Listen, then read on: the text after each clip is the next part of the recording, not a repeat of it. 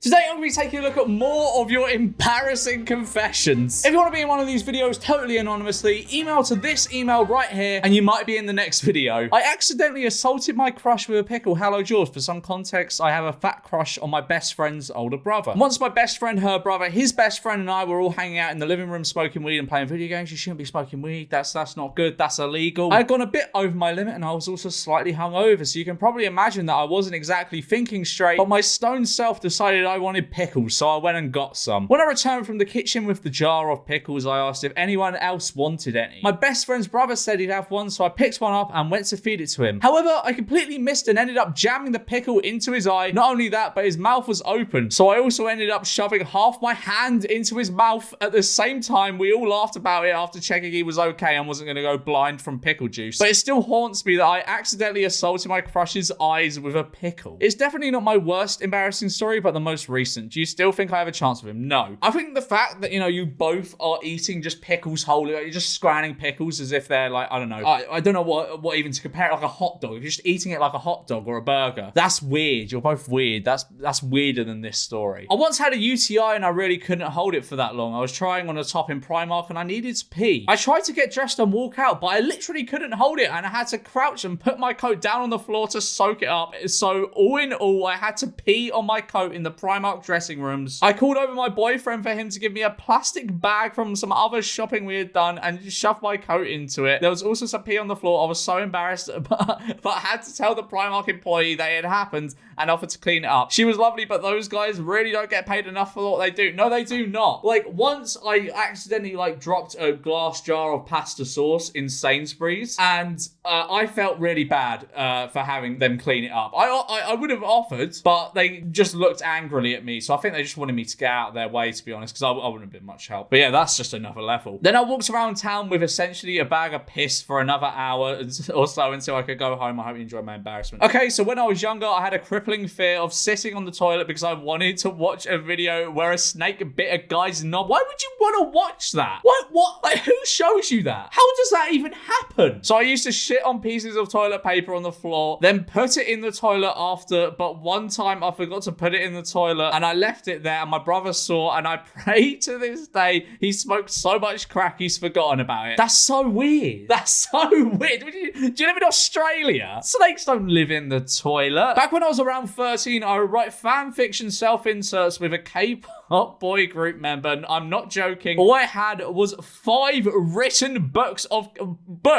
like novels of K-pop fan fiction, and I get my parents to buy me more books so I could finish the story. Fuck it, Harry Potter only had 7 books. What could you possibly have written? I think about it every day and it still haunts me. Every time I think about it, I can still remember vividly what my self-insert looked like, and I fucking hate it. Oh, the thing is, right, if no one knew, that's fine. It's just an embarrassing story to think back on yourself and be like, okay, I'm not that person anymore because that was cringe. At least no one knows except for me now. I will be murdered if he finds out I told anyone. Oh, this is going to be good. Hello, Mr. George. When I was very young, I had very bad IBS, which has cleared up a bit now, and regularly shat myself. That's unfortunate. I'm sorry to hear that. I learned how to hide the smell, dispose of the underwear, and no longer find that smell of shit disgusts me. You could say I'm an experienced self-shitter. No, I don't want to meet you. I do not want to meet someone who is who describes himself as an experienced self-shitter. Please stay out of my way. When I was at school, year 8, I think, one of my friends had been walking around very uncomfortably in PE. Our school's field was a short distance away from the main building and we weren't allowed to go to the toilet. I saw the signs and confronted him. He obviously denied it. I then thought it would be a great idea to offer to help him clear this all the way for like £10. Clear this all away? And he's saying, I'm going to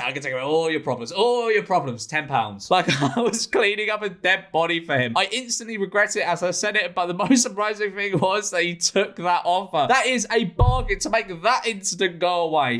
He would have been called, I don't even know any nicknames for someone that shit themselves, but he'd be called nicknames in reference to the fact he shit himself well into his adulthood. I was then obliged to help sneak him back into the toilet, take his shitty pants from him. Oh, that's grim, man. And then he got back into the next class as if nothing had happened. Needless to say, I never offered my services to anyone else, and we didn't hang out.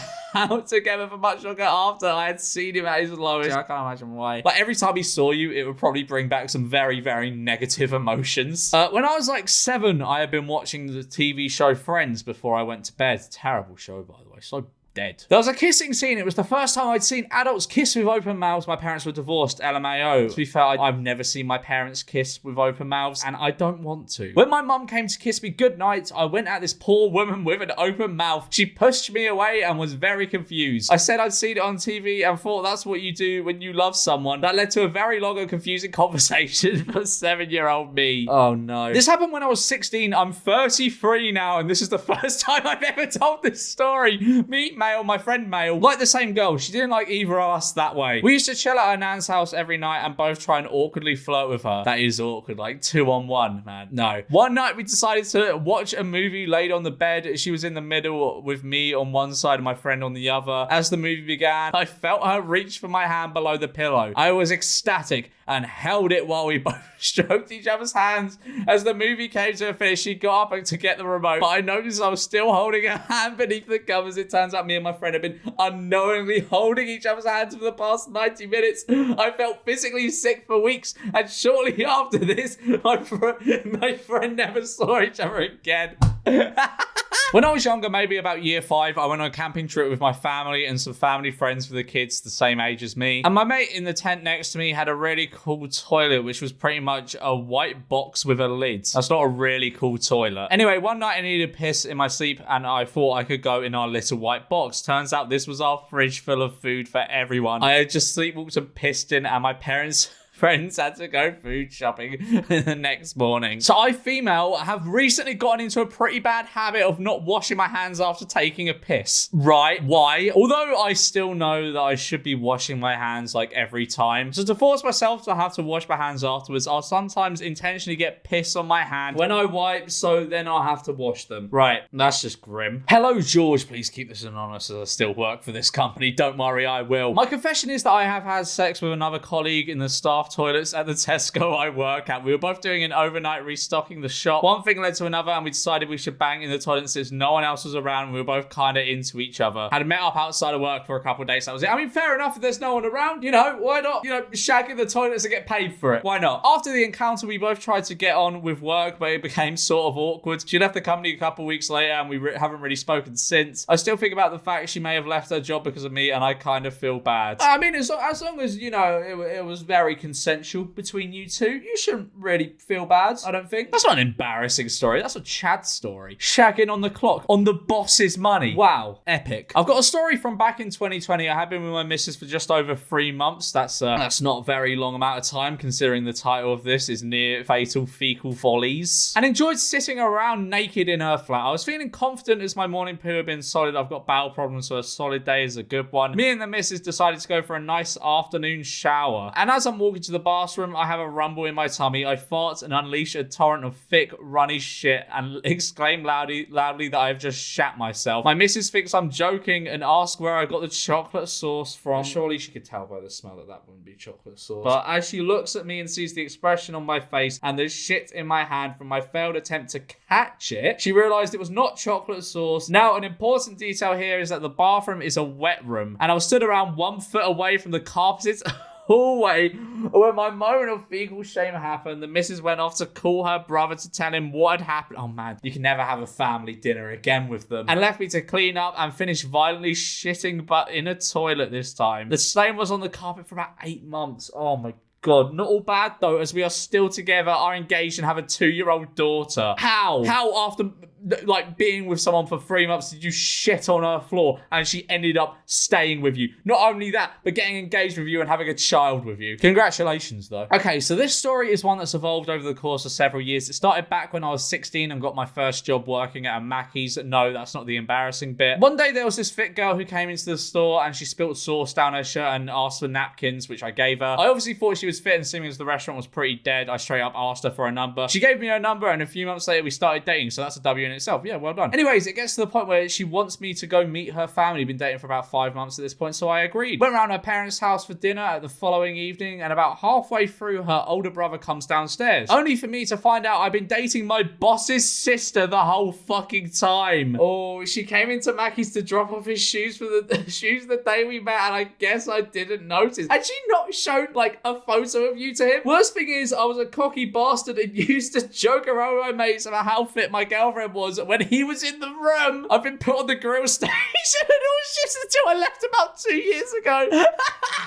Happy ending though, as me and his sister are currently engaged and expecting a baby. Congratulations. Me and her brother haven't held down a full conversation since. Yeah, to be fair, right, I wouldn't hold down a conversation with him either if he just shoved you on the grill for dating his sister. I mean, I've never worked at McDonald's, but I assume the grill is not a very desirable part of the job. Hey, George, when I was 19, I had a sugar daddy for about 2 years. I enjoyed it at the time. We had an intimate relationship, proper date sex, and really getting to know each other. But things eventually ended. I'm now 25 and I've been in a relationship with my boyfriend for just over a year. Last month, the time came to meet his parents. They retired in Italy, so I didn't get to meet them before then. The issue is I recognized his father. Okay, I think I can see where this is going. My boyfriend's father was my sugar daddy from 6 years ago. Oh no! We recognized each other instantly, but obviously said nothing. So you shagged his dad? What? When we were having dinner, I found out that he'd been married for the last 27 years. Yeah, he told me he was divorced at the time. So what the fuck do I do? Why are you asking me for advice? This is just confessions. I ain't giving you advice. Actually, I might give you advice. That might be quite funny. But this is just confessions. I'm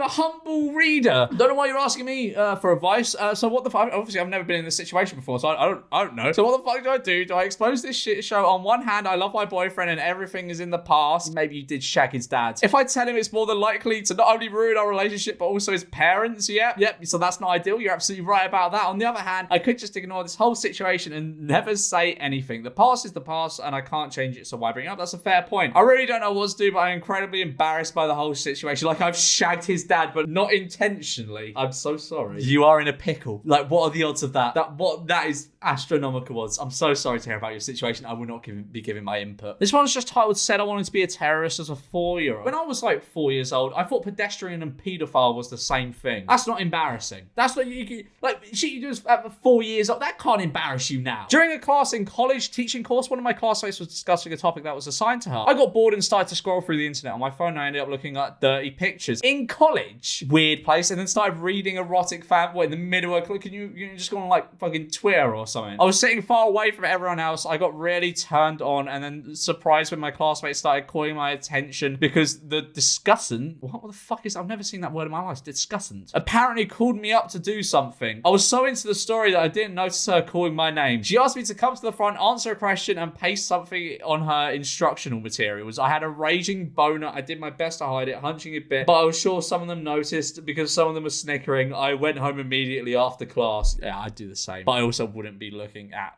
fucking dirty fiction. When I was a student, I worked at the co-op. I had just moved house and was talking to my colleague about the move whilst we were working on the tills. When the next customer came to the till, I accidentally said, would you like a house rather than a bag? I apologized and the customer didn't look impressed. I mean, that's not that bad. Me and my colleague laughed a little at me after. But the next day, I was called into the office because they had a complaint about the incident. Turns out the person was homeless. I was mortified. Oh, no.